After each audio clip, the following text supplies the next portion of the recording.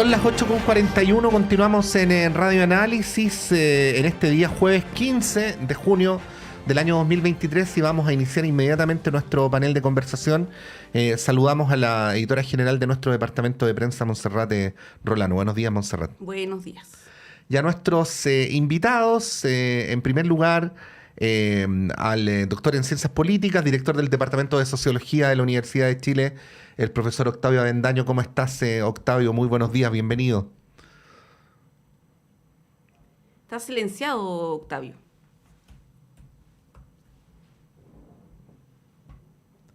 Algo pasa con... Ahí sí. Ahí lo escuchamos. ¿Ahora? Ahí sí, perfecto, Ahí sí. Octavio. Sí, decía muy buenos días y un placer estar nuevamente con ustedes. Sí, pues bueno, y vamos a saludar a Luz Poblete, como siempre. Bienvenida, Luz, muchas gracias por estar acá. Luz Poblete, psicóloga, expresidenta de Evópoli, secretaria de la Facultad de Economía y Gobierno de la Universidad San Sebastián. Muchas gracias, Luz, por estar acá. Muy buenos días, Patricio, Montserrat, a Octavio también los saludo y a Buenos todos días. los auditores de aquí de Radio Universidad de Chile. Bueno, después de esos saludos, para entrar en materia, bueno, ayer conocimos el resultado de la prueba CIMSE, la primera prueba después de la pandemia, y este concepto del terremoto educativo que ya se había hablado antes, empieza a resonar con mucha fuerza, ¿no? Hubo parlamentarios que pidieron sesiones especiales en el Congreso, se incrementó también la presión por la acusación constitucional contra el ministro, ¿no? Ahí uno podría juzgar si es que eso es justo o no cuando una autoridad lleva 13 o 14 meses. Y además esto revela una tendencia de hace una década por lo menos, ¿no?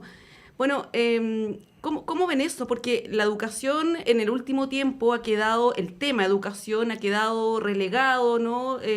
A un segundo plano, con otras prioridades que son más urgentes, el tema de la seguridad, el tema económico, ¿no? Ahora la crisis en salud. Pero es algo bien importante y muy revelador lo que nos señaló ayer la prueba CIMSE. Hay una reflexión general, Luz, para partir respecto de esto y también esto que se hablaba en el Congreso, de que el actual ministro, de hecho algunos parlamentarios decían, hablaban de las prioridades de esta autoridad y planteaban que esto podía ser un capítulo en la acusación constitucional. Por otra parte, desde el oficialismo decían, bueno, quizás esto le da un argumento a la oposición porque la verdad es que la acusación constitucional contra el ministro Ávila no se sostenía por ningún lado, ¿no? ¿Cuál es tu mirada al respecto, por una parte, en términos generales, ¿no? de la revelación de esta prueba CIMSE, y por otro lado, el tema también respecto del ministro Ávila? Bueno, tú lo decías, Montserrat, creo que venimos años, por no decir décadas, al menos yo que estoy en política hace más de 10 años, puedo decir que desde Evópoli siempre tuvimos como nuestro gran lema, y no queríamos que fuera un eslogan, los niños primero en la fila. Sabíamos y siempre hemos sabido que hemos relegado la calidad de la educación por muchas décadas. Es cierto que la cobertura en Chile aumentó muchísimo, pero también sabemos que la deserción es altísima y que la calidad de la educación, de los procesos de aprendizaje, especialmente en las materias más importantes, ¿no? Como son lenguaje y matemáticas, ha sido siempre un tema en nuestro país y nadie lo ha tomado. Esta ha sido una generación, la que actualmente gobierna, que tuvo como bandera la educación, que nace de las movilizaciones universitarias, donde efectivamente luchó arduamente por el lucro en la educación, pero pareciera que nada avanzó respecto de la calidad de la educación. Y con la pandemia, efectivamente, esa brecha se agudizó, ya hablamos de terremoto educacional, lo venimos diciendo no solamente desde Evópoli y nuestros parlamentarios, sino que también desde el Centro de Estudio Horizontal, que ha hecho estudios, insisto, por más de una década de respecto de la brecha educacional que tenemos en Chile, donde casi el 80% de los estudiantes están en colegios públicos o subvencionados, más que el colegio privado. Y se da esa brecha especialmente en niños en los primeros años que son cruciales para el proceso de aprendizaje y es el único que puede cerrar realmente las brechas psicosociales que existen y que por lo tanto permita alguna movilidad social en la adultez. Me quedo hasta ahí porque creo que es grave el problema, así como tenemos grave crisis institucional, grave crisis económica, grave crisis en salud. No podemos dejar de lado la grave crisis que tenemos en la educación de nuestros niños, niñas y adolescentes. Respecto de la acusación, la verdad es que no podemos, desde mi punto de vista, no podemos perder tiempo en acusaciones. Aquí hay que actuar, como en todas estas materias urgentes, y es en eso en lo que debería concentrarse el ministro, cualquiera sea que esté en esa posición. Siempre sabemos que los ministros de educación, las experiencias que tenemos de destitución de ministros, efectivamente han sido Harald Beyer y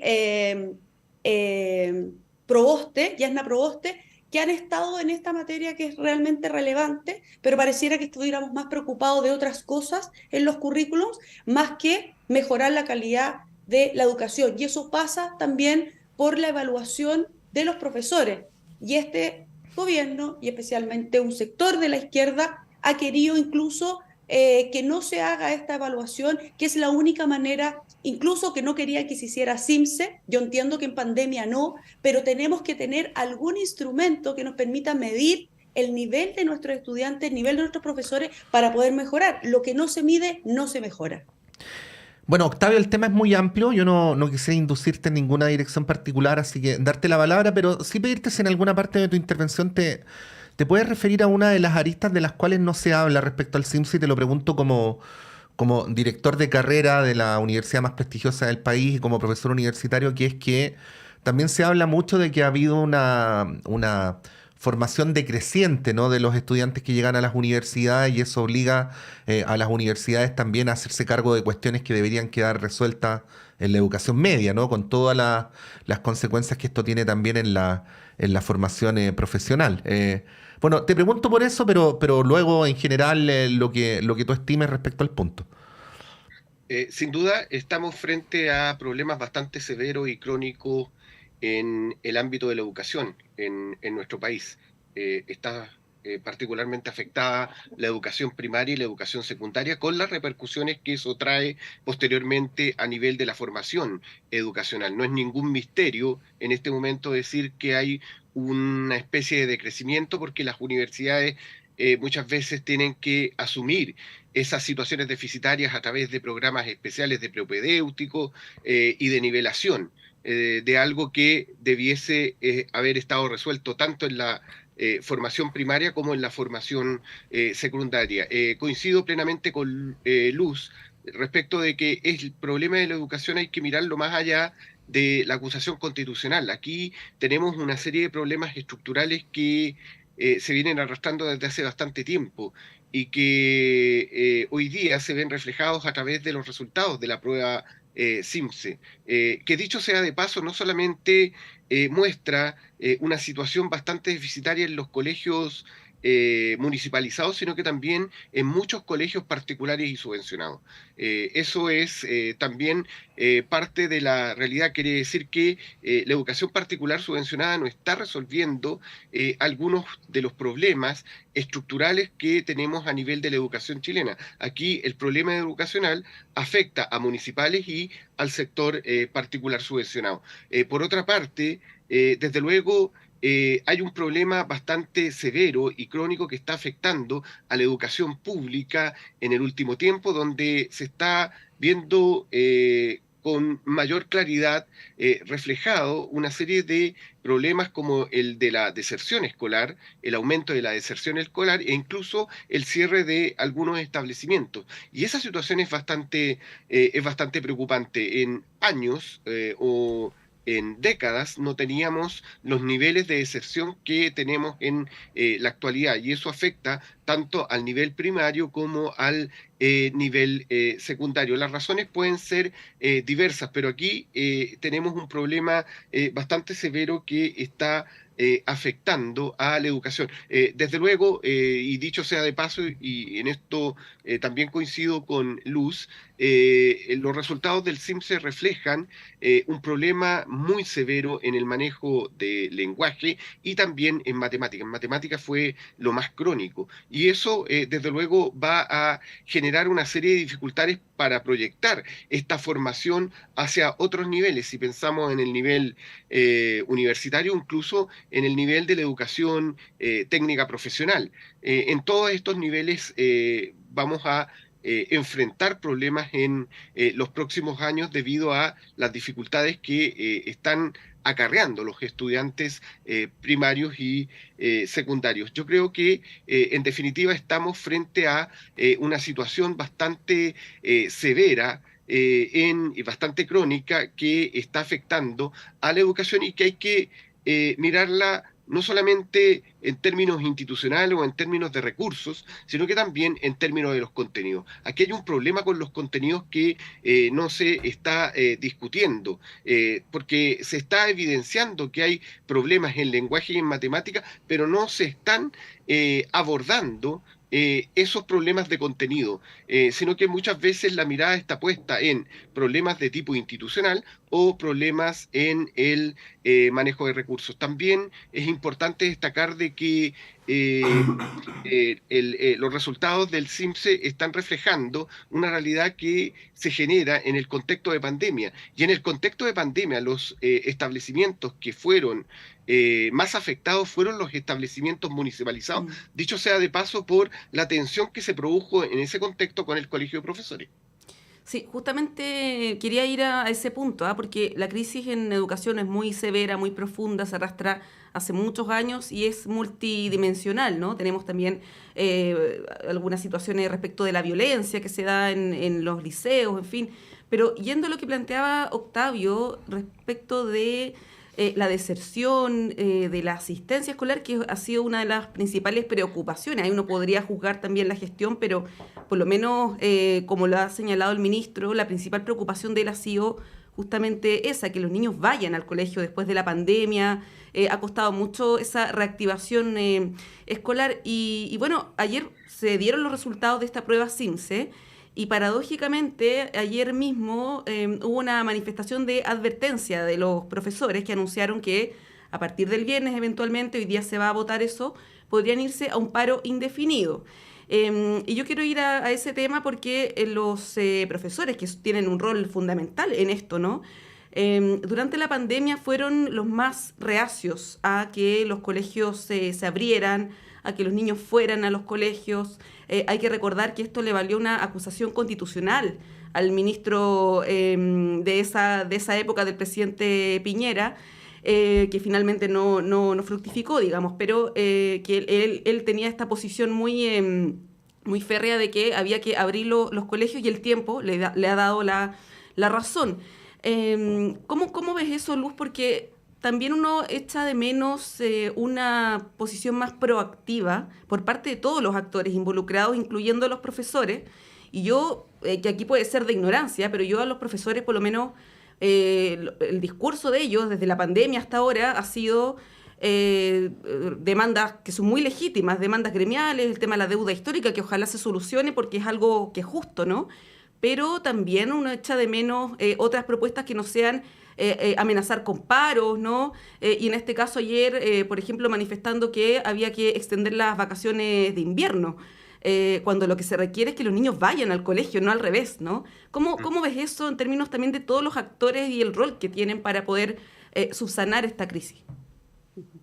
Me parece insólito, Montserrat, porque en los momentos más difíciles uno esperaría que justamente sean los profesores los que exijan una mejora en la calidad o tener todas las medidas posibles para intentar reaccionar a tiempo frente a una circunstancia que a veces, en el caso de la pandemia, escapaba a nuestras manos.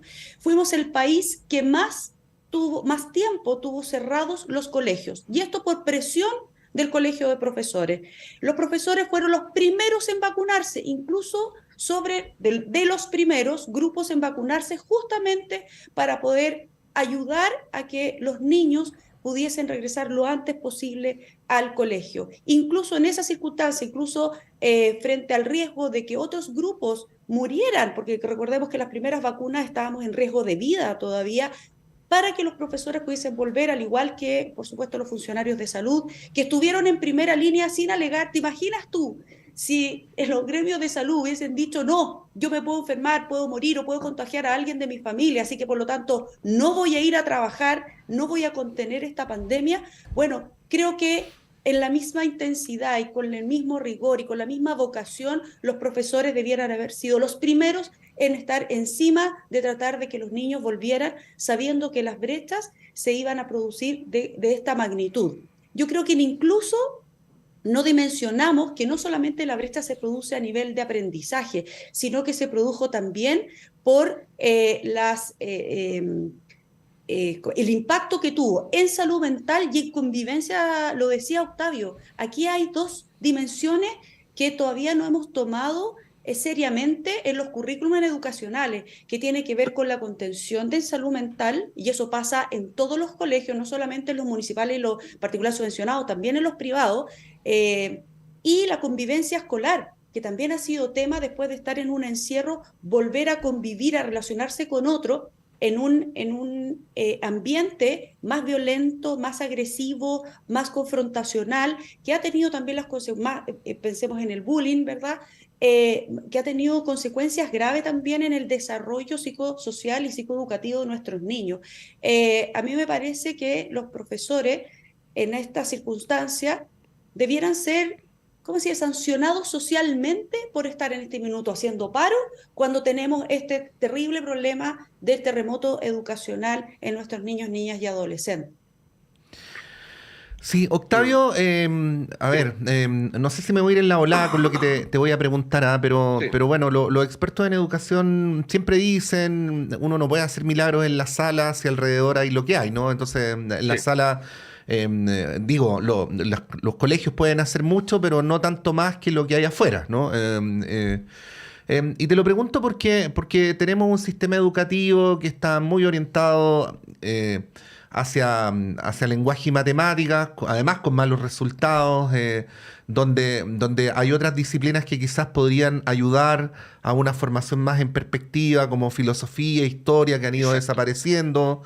Se trata de crear lo que Byung-Chul Han diría sujetos del rendimiento, ¿no? O sea, preparar personas para que funcionen operativamente en la sociedad.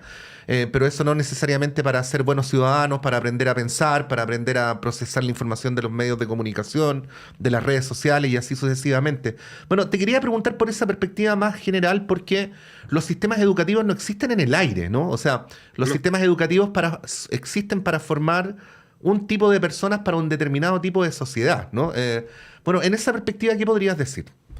Bueno, tenemos un currículum bastante limitado a nivel de la enseñanza primaria y secundaria, y que tiene repercusiones posteriormente en el sistema universitario. Y desde luego en el sistema universitario también nos vemos enfrentados a limitaciones curriculares. Tenemos currículum por competencia, no tenemos currículum que ponga el acento principalmente en el manejo de contenidos hoy día en la enseñanza universitaria. Entonces algo nos está indicando desde el punto de vista más sistémico que la educación comienza a tener una orientación muy particular, pero al mismo tiempo con una serie de limitaciones. Se pierde este sentido de la integralidad, este sentido de la educación clásica, humanista, que sobre todo se adquiría en la enseñanza primaria y secundaria. Eso se ha ido perdiendo de manera bastante notoria. Ahí tú mismo mencionabas, hay bastantes alternativas para suplir los problemas de manejo en matemática o de manejo del lenguaje. No solamente en las asignaturas de lenguaje se adquiere y se asimila el lenguaje o se logra un mayor manejo del propio lenguaje, sino que también en asignaturas complementarias, como historia, como filosofía, o como filosofía para el caso del razonamiento lógico y matemático. Entonces, si esa formación más integral se va perdiendo, van a existir una serie de limitantes para la asimilación de estos otros contenidos más específicos en lenguaje y en matemática. Ahora, También hay que tomar en cuenta que hay una serie de elementos del contexto que en este momento están incidiendo a nivel del proceso educativo. Desde luego están las presiones de carácter gremial del Colegio de Profesores, que son atendibles y legítimas, claramente. Mm. Y por otro lado, tenemos en este momento, estamos enfrentando en este momento un problema de salubridad bastante severo. Hay un aumento de las enfermedades respiratorias que están afectando principalmente a niños y adolescentes o a niños de corta edad. Y eso va a repercutir en las próximas semanas en muchas de las decisiones que se van a adoptar respecto de el quehacer en los colegios. Me parece completamente me parece un gran desacierto que se extiendan las semanas de vacaciones, porque eso significa, entre otras cosas, presionar a las familias, más que a cualquier autoridad, más que al sistema educacional. Ahí se ven enfrentadas las familias a una presión. Venimos saliendo de una pandemia donde el gran problema fue el encierro, y lo que estamos induciendo con eso es nuevamente generar ciertas condiciones similares al encierro de la pandemia.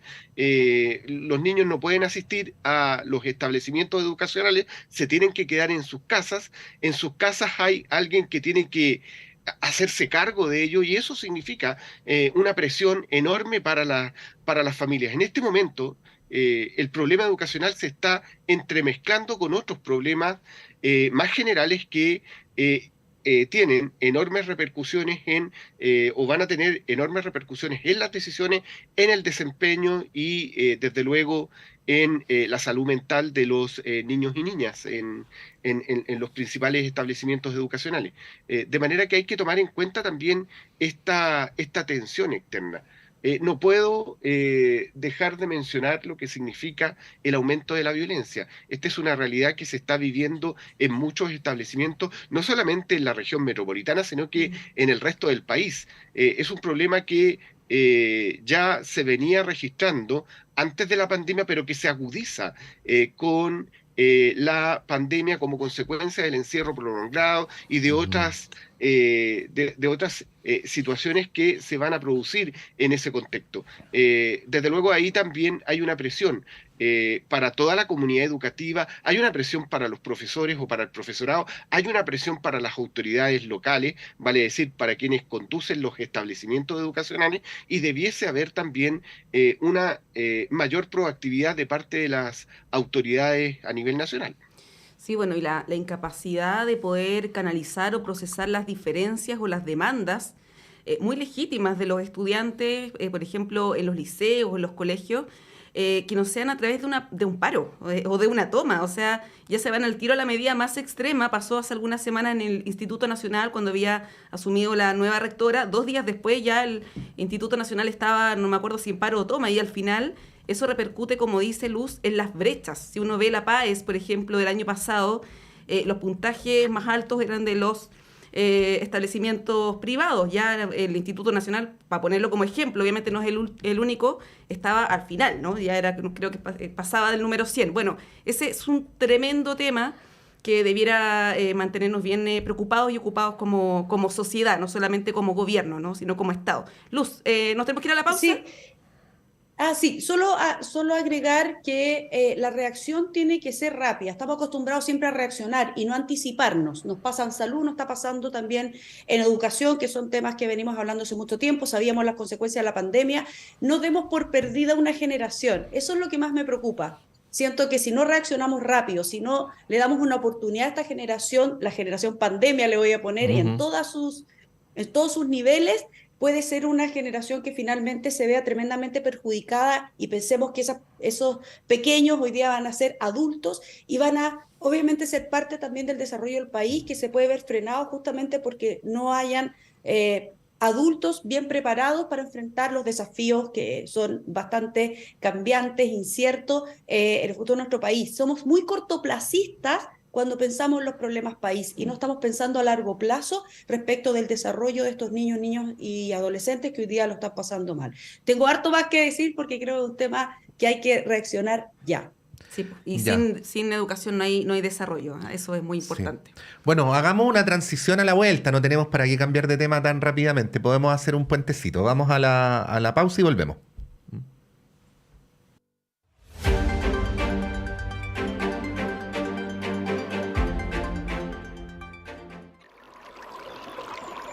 Aguas Trayén o Cascada en Mapudungún es la mejor agua purificada con tecnología de última generación. Para más información, visite su página web www.aguastrayen.com.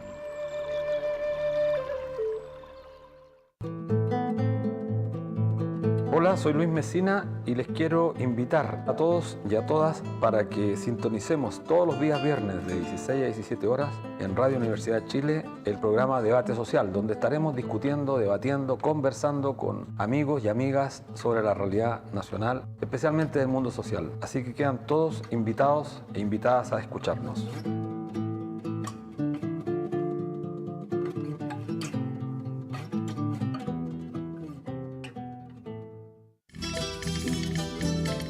Chile, su tierra y su gente. Sintonízanos todos los domingos a las 11 de la mañana en Radio Universidad de Chile. Les invitamos a seguir acompañándonos para continuar nuestro viaje conjunto desde hace más de 13 años. Como siempre, seguimos en la senda de la conservación del patrimonio natural y cultural que da identidad a nuestro país diverso y emblemático. Les esperamos los domingos a las 11 de la mañana en el 102.5 FM para compartir con Chile, su tierra y su gente.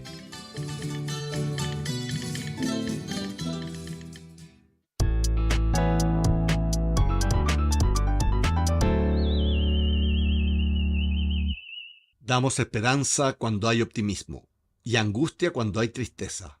El ruculismo no sirve para nada, pero es absolutamente indispensable. Poetas ruculistas, conducido por el expedicionario Javier Yaxacóndor, por la poeta indisciplinada Rosa Espinosa y el poeta pseudo-místico Francisco Jiménez Buendía. Todos los sábados, 22 horas, por Radio Universidad de Chile.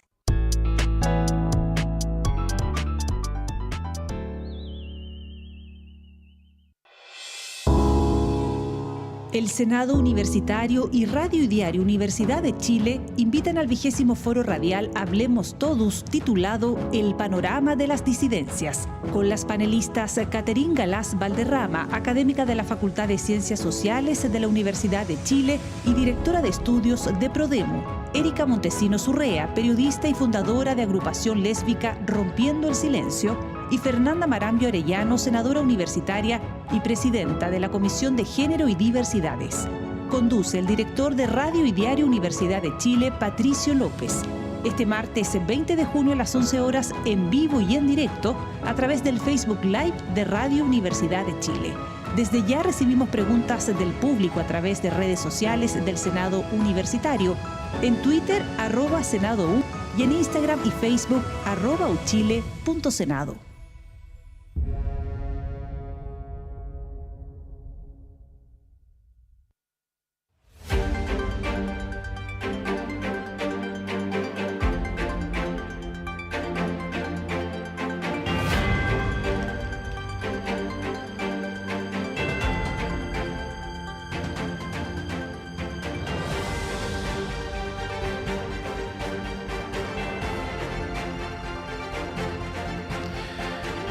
Son las 9:09, continuamos en Radio Análisis, es jueves 15 de junio del año 2023, estamos con Montserrat Rolano, con Luz Poblete y con Octavio Avendaño. Bueno, Luz dijo que tenía ganas de decir muchas cosas, aún. No, a ver, para no decir tantas, pero a lo mejor hay algo importante, Luz, que te pareció que había quedado en el tintero. La palabra es tuya. Es que quiero tomar algo que dijo Octavio que me parece súper relevante y que a veces uno no lo dimensiona, pero ahora que soy parte de la Universidad San Sebastián, como secretaria general de la Facultad de Economía y Gobierno, es súper importante lo que menciona respecto de que esas brechas que se producen digamos, en la etapa escolar sí repercuten muy fuertemente en la base para un estudiante universitario.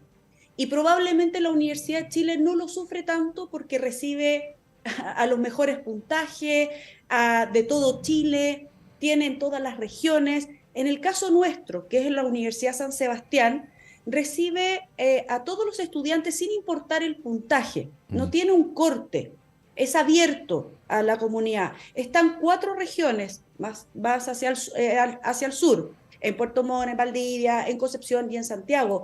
Y ese nivel, la verdad es que hemos conversado largamente y profundamente a propósito de que volvieron a clases presenciales después de la pandemia, de la brecha que ya se produjo en los estudiantes online. No es lo mismo en el proceso de aprendizaje tener presencialmente al alumno, y eso lo sabemos todos, y sabíamos que ahí se iba a producir una brecha, que tenerlo presencial, pero también la base con la que vienen los alumnos de primer y segundo año, donde a la Universidad San Sebastián le toca un rol súper importante de nivelar y de hacerse cargo de esa brecha con la cual vienen del proceso escolar. Entonces, Octavio decía muy certeramente de que debiera haberse hecho cargo la etapa escolar, sí, pero sabemos que los niveles y la calidad no. Y no por eso le podemos quitar la oportunidad a miles de jóvenes que sí entran a la universidad, una universidad de alto nivel como la San Sebastián, que no corta por puntaje y que les da la posibilidad de poder nivelarse y sacar una buena profesional y formar buenos profesionales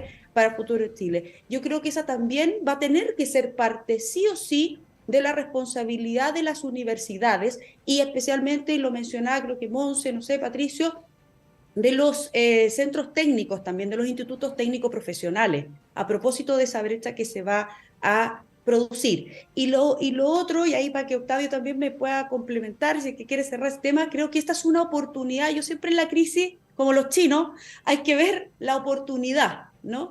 Y creo que esta es una oportunidad para tomarnos en serio el tema de la calidad de la educación. La hemos dejado muy de lado en todos los gobiernos y en todas las políticas públicas. Todo el mundo se llena la boca con el tema de la educación. La verdad es que nadie ha hecho nada las últimas décadas, y hablo de las últimas décadas. Es cierto que hay que meterse en currículum e incluir desarrollo de habilidades. Aquí el conocimiento tú lo puedes adquirir, y los jóvenes se manejan mucho mejor que uno en buscar la información y el conocimiento en Google.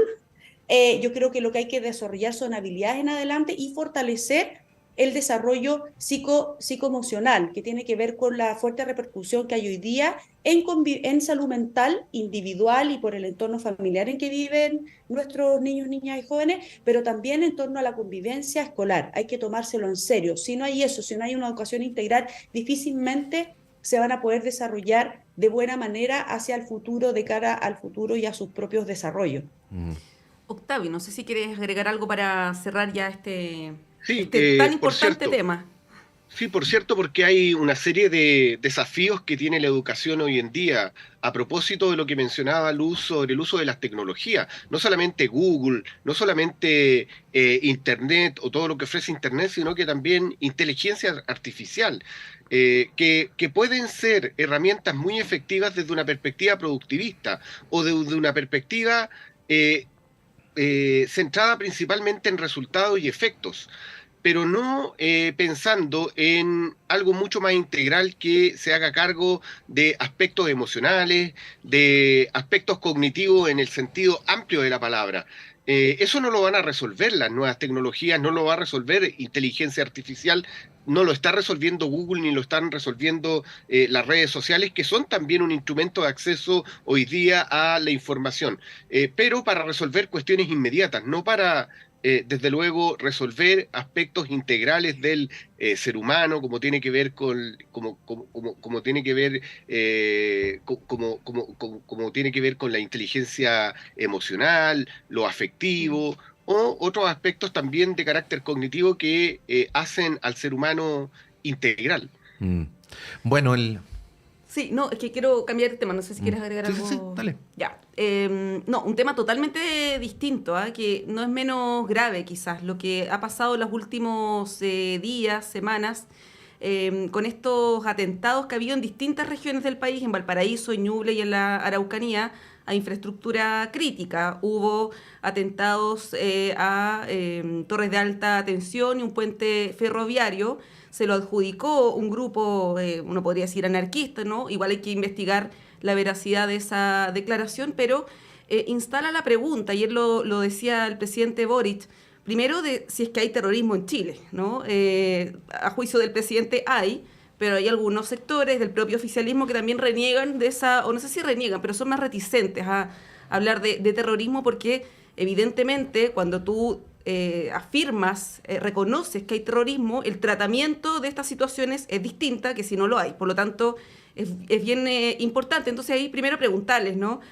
Luz, Octavio, si es que consideran que hay terrorismo en estos casos donde al parecer, insisto, es todo objeto de investigación, habrían estado coordinados, ¿no? Por una misma organización, y sumado también lo que pasa en la región de la Araucanía, del Biobío, donde se han quemado escuelas. O sea, ya no estamos hablando de atentados, por ejemplo, contra un camión forestal, sino que cuestiones que afectan, ¿no? a la población. ¿Cómo ven aquello? ¿Cómo lo debiera enfrentar? ¿O cuál es el desafío también que esto implica para las actuales autoridades que tienen una mirada distinta respecto de cómo enfrentar la violencia, del terrorismo? Y si es que existe terrorismo, claro, es un tema muy complejo porque como ha pasado o pasó hace algunos años esto del narcotráfico, que no lo vimos venir y de repente estamos en la situación en la que estamos con el narcotráfico, ¿no? No vaya a pasar lo mismo también con situaciones de este tipo. ¿Cómo lo ven ahí, Luz?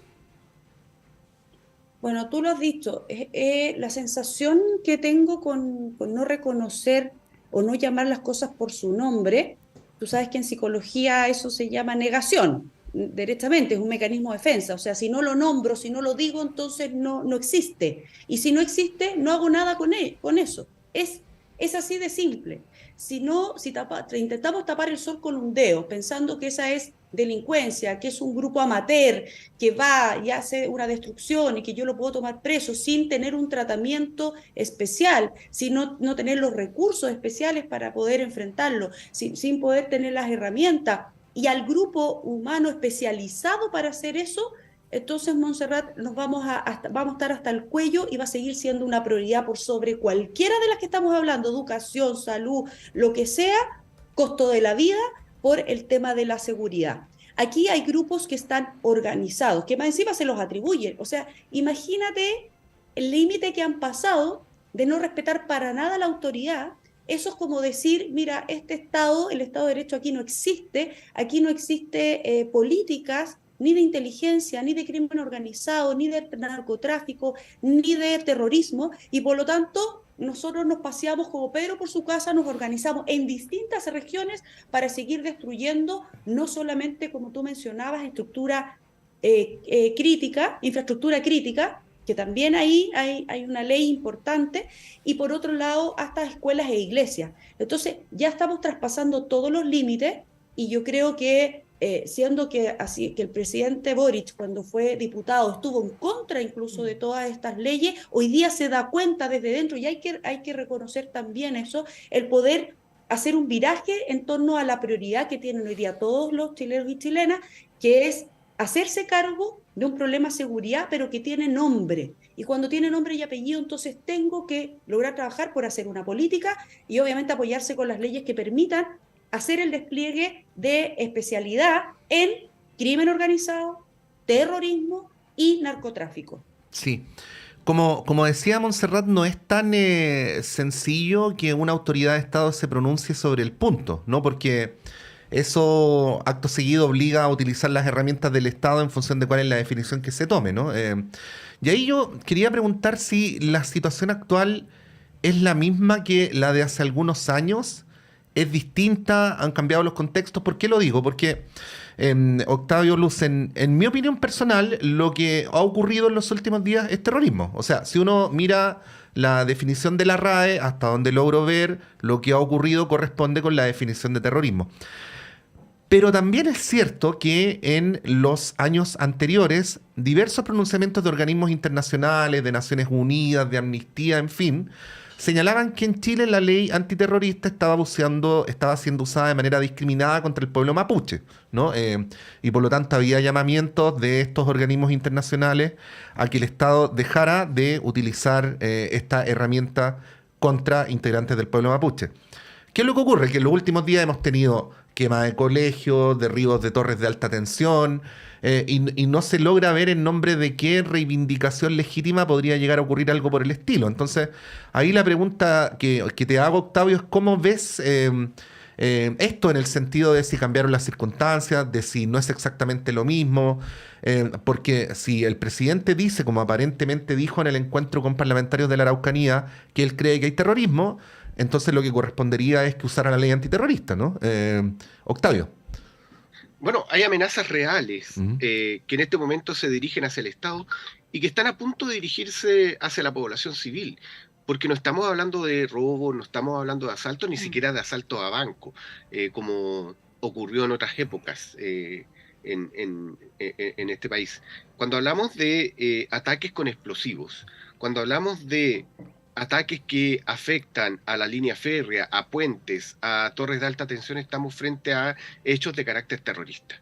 Claramente, las cosas por su nombre. Y de ahí estaríamos a un paso para que en algún momento estas acciones se dirigieran hacia el resto de la población civil. Autobombas o bombas en los supermercados, bombas en lugares de alta concurrencia de personas o públicas.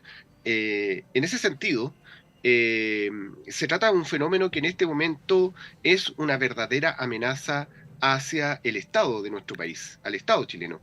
Y es también consecuencia del debilitamiento que ha tenido el Estado para ejercer su soberanía a lo largo del territorio. Esta vulnerabilidad del Estado ha permitido que se generen flancos débiles o simplemente que se generen espacios para que operen y se comienzan a promover acciones de tipo terrorista. ¿De dónde vienen estas acciones terroristas? ¿De grupos políticamente organizados? No lo sé. ¿Vienen de grupos ligados al narcotráfico o al narcoterrorismo? Tampoco lo sé. El hecho es que en este momento hay una amenaza frente al Estado y no por casualidad el gobierno convocó a los tres poderes del Estado para enfrentar o tomar algunas iniciativas frente a este tipo de acciones que desde luego han afectado a parte importante de la infraestructura, no solamente de la llamada infraestructura crítica, estamos hablando de torres de alta tensión, estamos hablando de puentes ferroviarios, estamos hablando de iglesias y de escuelas, además. Y en ese sentido, el Estado, o en este caso el gobierno, tiene que hacerse cargo y desde luego actuar de manera decidida, evitando estas medias tintas de que si es o no terrorismo, si es o hay o no una utilización política, porque los hechos son bastante desmentibles Sí. al respecto. Ahora, sí, ahí lo que yo me pregunto, y de verdad lo hago desde el desconocimiento, voy a ser bien transparente con ustedes y con quienes nos están viendo y escuchando. Porque hace años cuando estos organismos internacionales señalaban al Estado de Chile, los señalaban fundamentalmente porque se aplicaba la ley antiterrorista, casi siempre era por el delito de incendio, ¿no? Entonces, lo que de verdad me pregunto desde el desconocimiento, lo reconozco, es si es lo mismo quemar un tractor, por decirlo de alguna manera, o quemar una casa, que echar abajo un puente con explosivos, ¿no? O echar abajo una torre de alta tensión.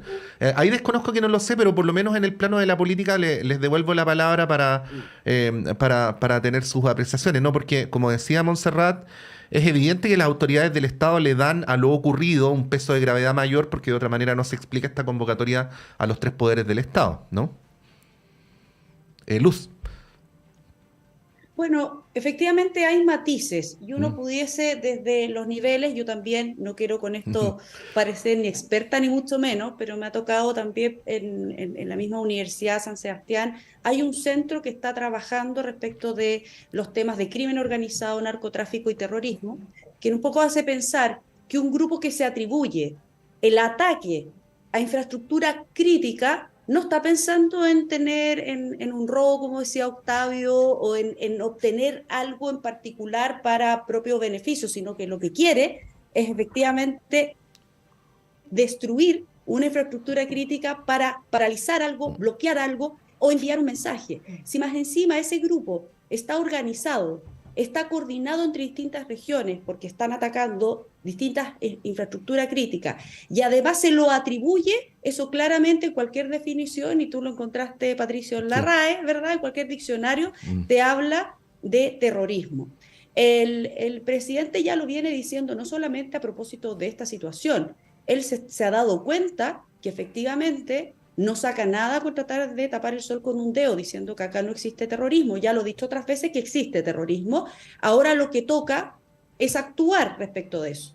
Si tiene que utilizar la ley antiterrorista, tendrá que utilizarla. Si tiene que ponerse de acuerdo con los parlamentarios para avanzar más rápido en la ley de inteligencia, del Sistema Nacional de Inteligencia, tiene que hacerlo lo más rápido, porque si no tenemos las herramientas para poder hacerle frente a esta situación, esto se va a ir agravando cada día. No sé qué más tiene que pasar, quién más tiene, porque Octavio lo mencionaba, esto se puede trasladar a la sociedad civil.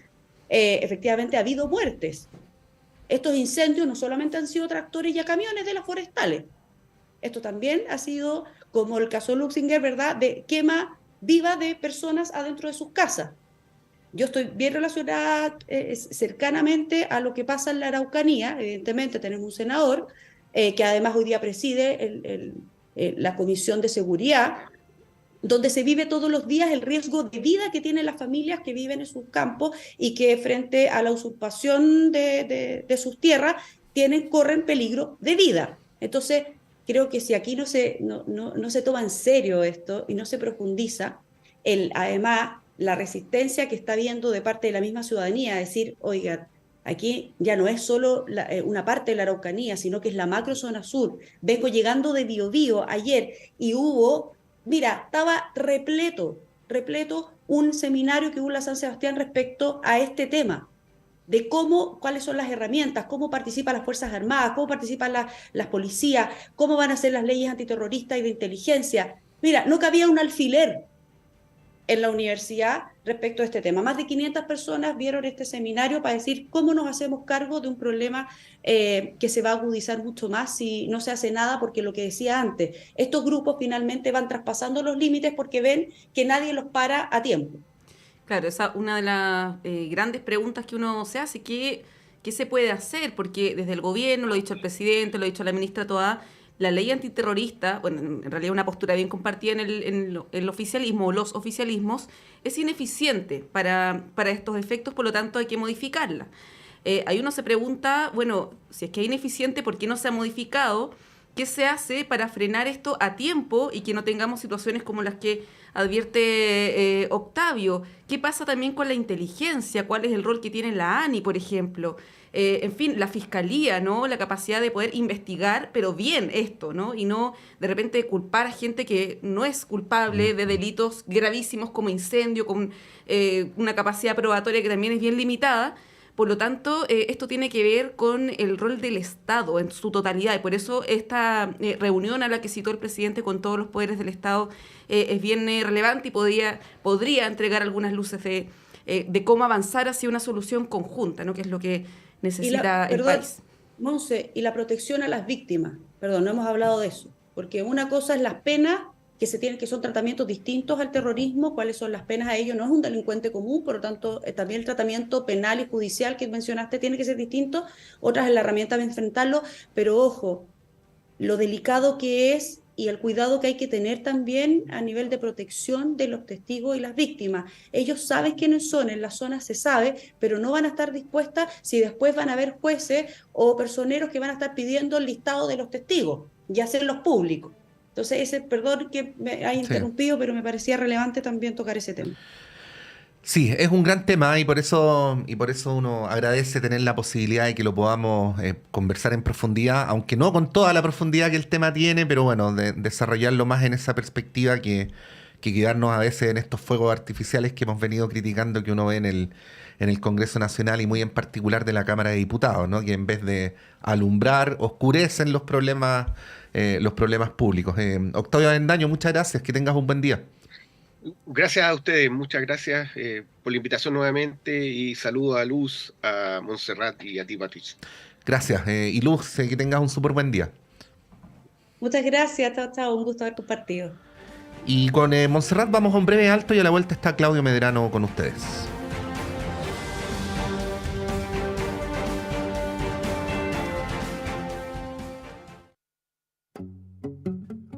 Este